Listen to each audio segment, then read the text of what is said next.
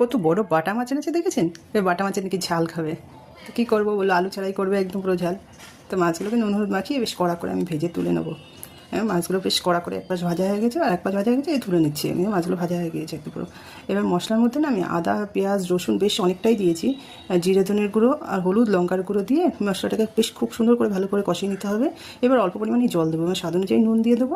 নুন দিয়ে এটাকে আমি ফুটতে দেবো বেশ কিছু সময়। ঝোলটা বেশ ভালোভাবে ফুটে উঠলে আমি মাছগুলোকে এর মধ্যে দিয়ে দেবো।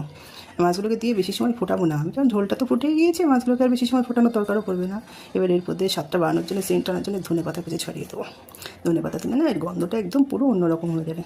এই ধনে পাতা দিয়ে বেশ একটু চেপে চেপে দিলাম, দিয়ে গ্যাসটা নিভিয়ে দিয়ে আমি একটা থালা দিয়ে ঢাকা দিয়ে দেবো, যাতে ধনে পাতার গন্ধটা মাছের মধ্যে পুরো ঢুকে যায়। কিছুক্ষণ পরে আমি ঢাকাটা তুলে না, দেখুন কত সুন্দর দেখতে হয়েছে। এবার খেয়ে জানবো এটা কেমন টেস্ট হয়েছে। আশা করি ভালোই হবে খেতে। দেখতে কেমন হয়েছে বলুন, আর এভাবে ভালো লাগবে, আপনারা একবার বানিয়ে খেয়ে দেখবেন।